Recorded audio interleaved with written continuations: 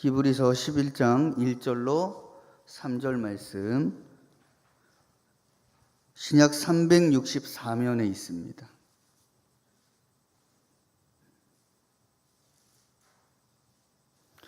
우리 함께 합독해서 읽도록 하겠습니다. 믿음은 바라는 것들의 실상이요 보지 못하는 것들의 증언이니 선진들이 이로써 증거를 얻었느니라. 믿음으로 모든 생계가 하나님의 말씀으로 지어진 줄을 우리가 아나니 보이는 것은 나타난 것으로 말미암아 된 것이 아니니라. 아멘.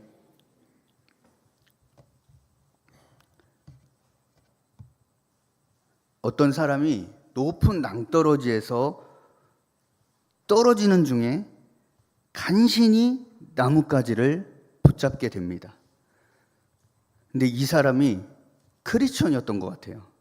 살려달라고 기도하면서 소리쳤는데 하늘에서 음성이 들렸습니다. 나를 믿고 나뭇가지를 놓아라. 그리하면 살리라. 이런 음성이 들렸습니다. 한참을 고민하던 이 사람이 뭐라고 대답했을까요?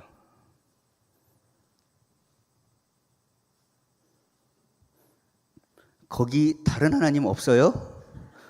이렇게 기도했다고 합니다. 우리의 믿음이 있는 것 같지만 없다라는 것을 보여주는 예화입니다. 우리 옆에 계신 분들과 함께 인사하겠습니다. 믿음의 사람 됩시다.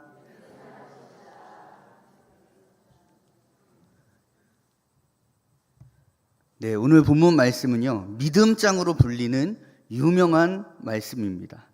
하나님의 약속을 성취받으려면 오직 믿음을 굳게 잡아야 한다고 증거한 저자는 그것을 실증적으로 설명하기 위해 본장에서 의로운 믿음의 선진들이 어떻게 믿음으로 약속을 성취받았는가 하는 예증을 구체적으로 밝히고 있습니다.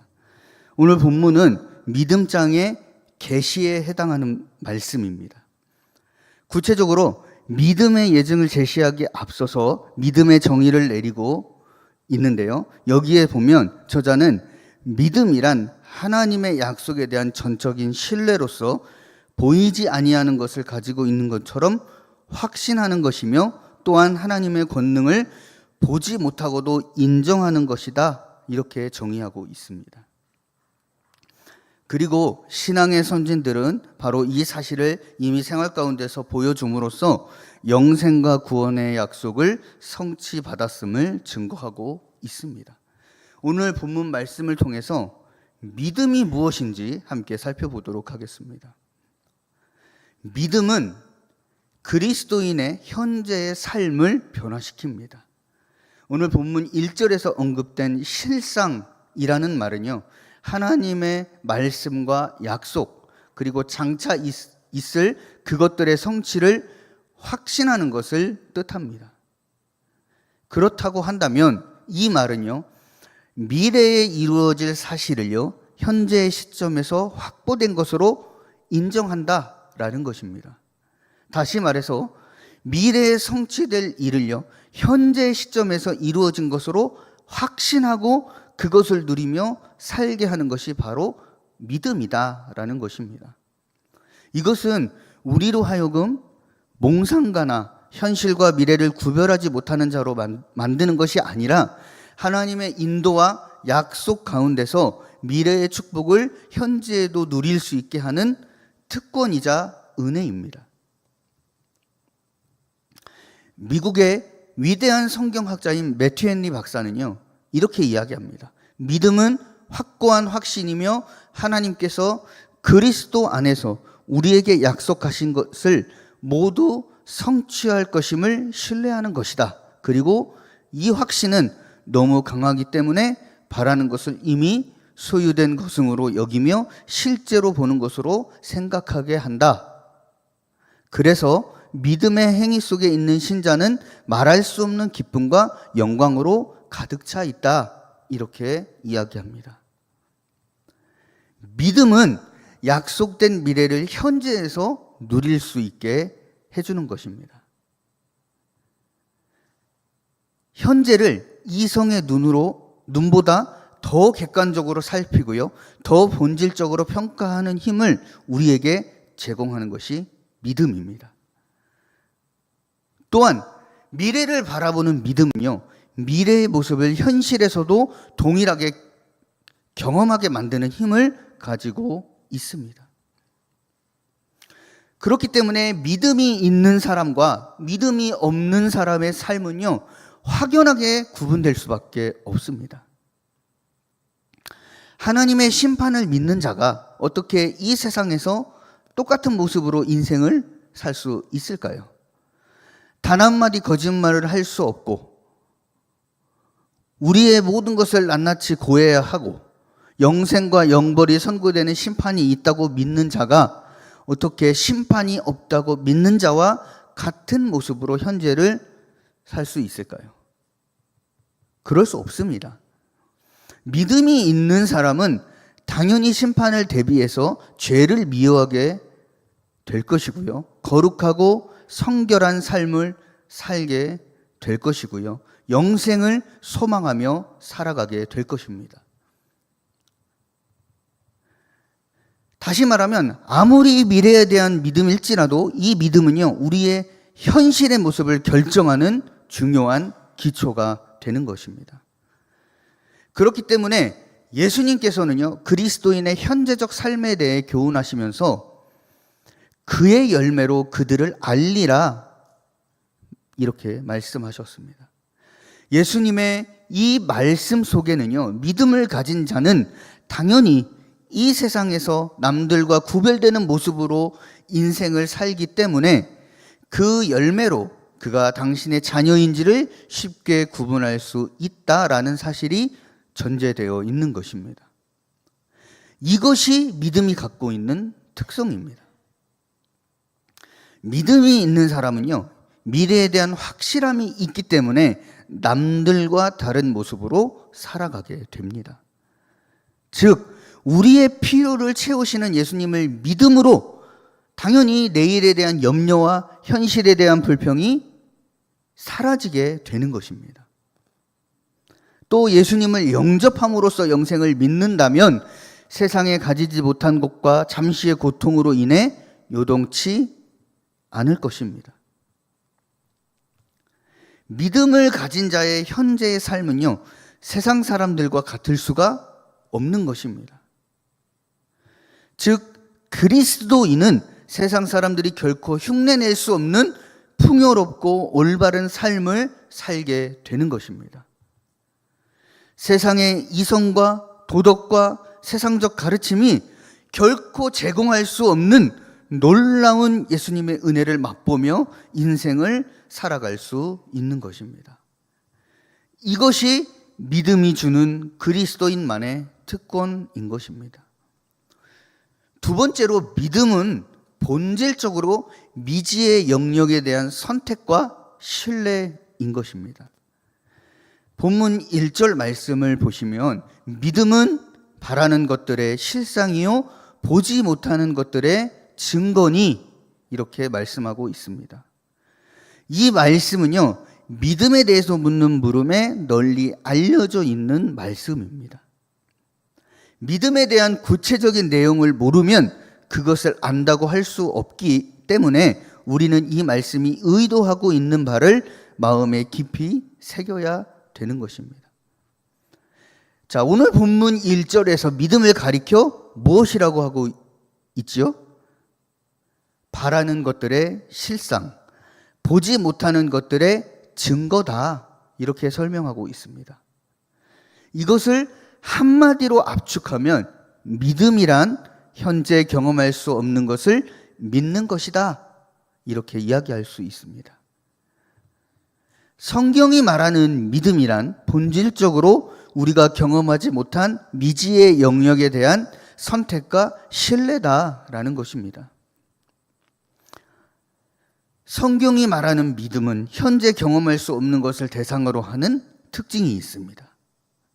예를 들어 물은 높은 곳에서 낮은 곳으로 흐른다는 사실이나 사람이 죽는다는 사실을 인정하는 것은 믿음이라고 할 수 없습니다. 성경은 히브리서 11장에 믿음의 증거로 나오는 선진들의 증거를 통해 볼 수 있듯이 일반적인 사실이나 현재 검증될 수 있는 어떤 것에 대한 신뢰나 선택을 믿음이라고 하지 않습니다. 다시 말하면 불확실한 미래에 대한 현재의 신뢰와 이에 따라 자신의 행동을 결정하는 선택까지를 믿음이다라고 하는 것입니다. 그런데 안타깝게도요, 이러한 특성 때문에 믿음은 세상 사람들에게 비이성적이고 비지식적인 것으로 오해를 받아왔습니다. 그 이유는요, 굉장히 간단합니다. 세상 사람들은요, 과학적인 근거 그리고 경험만이 의미가 있다고 생각하기 때문입니다. 그들은 눈에 보이는 증거가 있어야 미래를 신뢰할 수 있다고 생각하는 것입니다. 이들의 사고틀 안에서 미지의 영역에 대한 신뢰와 선택인 믿음은요, 지식을 넘어서는 신비적인 것으로까지 치부될 수가 있습니다. 그런데 더 안타깝고 답답한 것은요, 그리스도인들 중에도 은연중 이러한 세상의 사고에 동의하는 사람들이 있다라는 것입니다. 다시 말하면 교회는 다니지만 동정녀 탄생, 죽음, 부활, 승천, 다시 오심, 그리고 영생 같은 일들은 도저히 받아들일 수 없는 것이라고 생각하며 이성적, 과학적, 합리적 사고의 틀 안에 믿음을 끼워 맞추려고 하고 있는 것입니다. 그러나 성경에서 말하는 믿음이란 세상이 생각하는 것처럼 신비적이고 비이성적이고 비지식적인 것이 아닙니다. 성경을 보면 세상적 습성을 잘 나타낸 인물이 나옵니다. 그 인물이 누군가 하면요, 도마입니다. 도마 하면 수식어로 따라오는 게 뭐죠?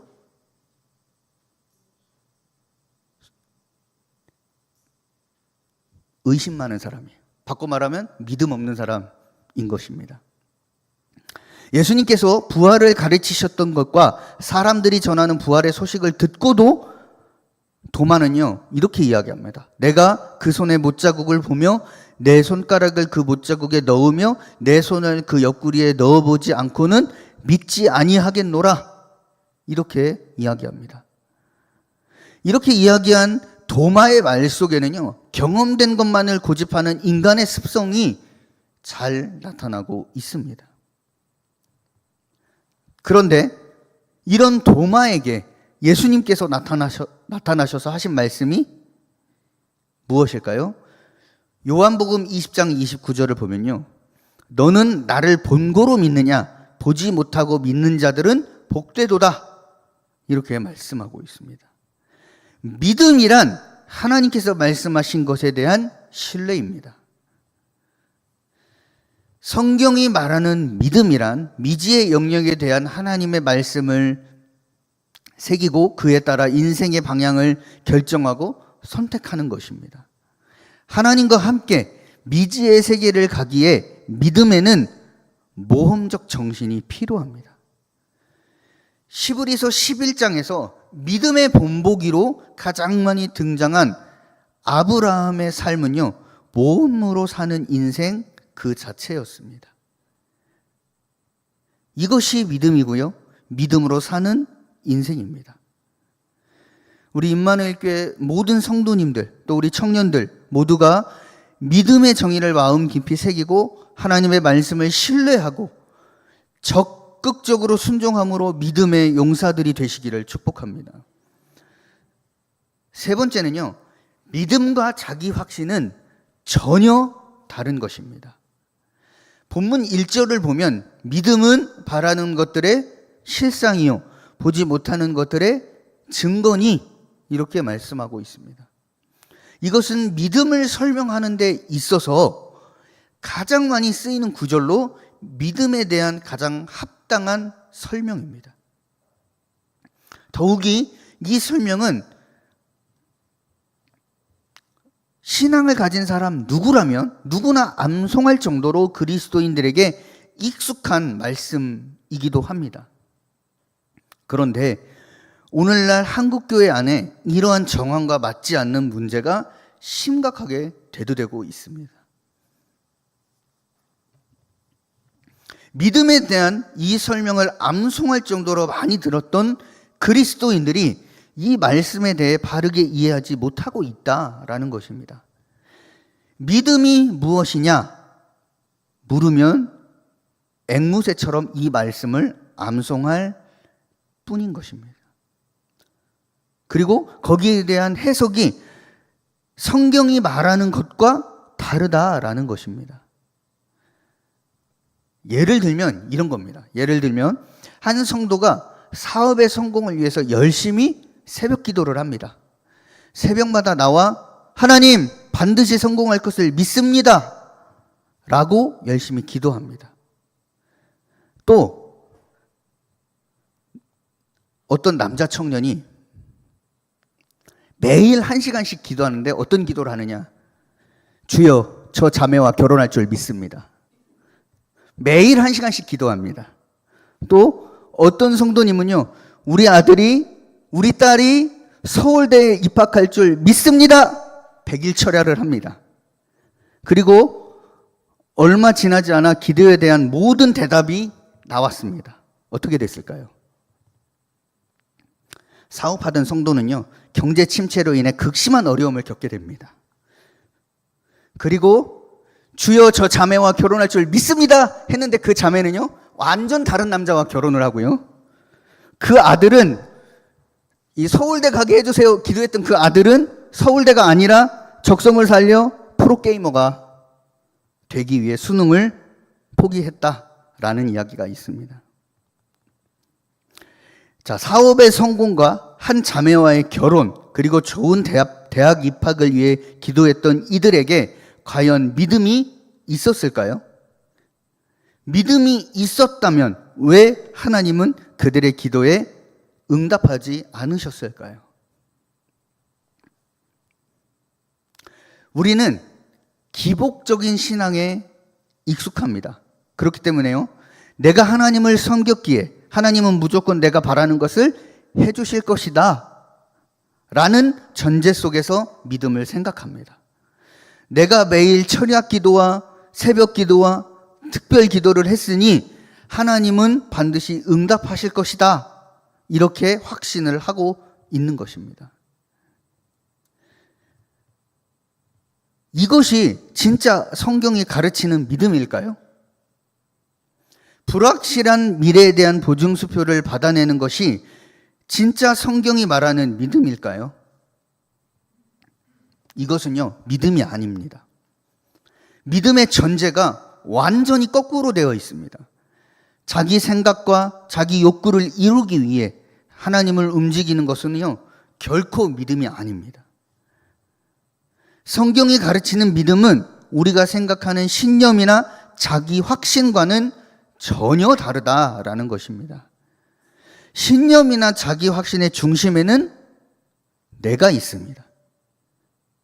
반대로 믿음의 중심에는 누가 계실까요? 하나님이 계십니다. 믿음이란 내가 원하는 것이 아니라 하나님께서 원하시는 것이 이루어질 것을 확신하는 것입니다.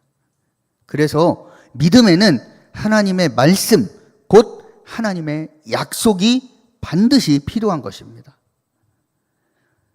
잘 생각해 보십시오. 아브라함이 왜 믿음의 조상이 되었을까요? 그가 하나님께 잘 보이기 위해서 스스로 가나안을 찾아 떠나고 아들을 낳고 낳은 아들을 스스로 번제물을 드렸기 때문일까요? 아니면 하나님의 말씀, 곧 그의 약속을 가진 고생과 역경에도 불구하고 포기하지 않았기 때문일까요? 당연히 후자입니다. 성경이 말하는 믿음이란 하나님의 약속을 믿는 것입니다. 하나님의 말씀이 전제되지 않은 미래에 대한 성공 예감은요, 자기 확신 또는 신념에 불과한 것입니다. 마인드 컨트롤이 믿음이 아니고요, 미래에 대한 자기 만족적 강한 기대도 믿음이 아닙니다. 믿음은 우리 미래에 대한 세상적 성공을 보장하는 보증수표가 아닙니다. 믿음은 하나님의 약속에 대한 강한 확신입니다.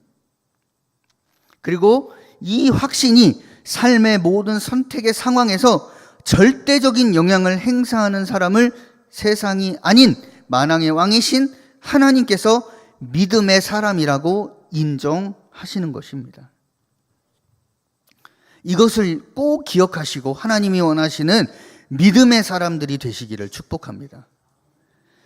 믿음은 위대한 것입니다. 믿음은 우리가 간절히 바라는 미래의 일들을 지금 여기에서 실체로 보게 하며 또한 우리가 보지 못하는 것을 실상으로 보게 합니다. 그것은 실로 우리의 영적인 눈입니다. 그런데 만일 우리 그리스도인들에게 이러한 믿음이 없다라고 하면 우리는 이 땅에서의 삶 가운데 길을 잃고 헤매게 될 것입니다. 또 우리는 하나님께서 이미 행하신 크고 비밀한 일들과 현재 우리의 모든 상황들 가운데 개입하시며 주도하시는 것, 그리고 앞으로도 영원히 우리와 함께 계실 것이라는 사실들을 결코 보지도 체험하지도 못할 것입니다. 그렇기 때문에 우리는 주님의 말씀을 날마다 읽고 묵상하고 또한 그분 앞에 매일 기도해야 되는 것입니다. 그렇게 할 때에 우리의 믿음이 더욱 견고해질 것입니다. 우리 자리에 계신 임마누엘교회 모든 성도님들 또 우리 청년들 믿음의 사람들이 되시기를 축복합니다. 기도하겠습니다. 하나님 아버지 감사합니다. 오늘 주신 말씀처럼 우리 임마누엘교회 모든 성도님들 또 우리 청년들이 믿음의 사람들 되게 하여 주시옵소서. 하나님 앞에 매일 묵상하고 기도하고 또 말씀을 가까이 하며 하나님 사랑하고 또 그리할 때에 우리의 믿음을 더욱 견고케 하시는 우리 하나님을 의지함으로 믿음의 용사들 되게 하여 주시옵소서. 예수님 이름으로 기도합니다. 아멘.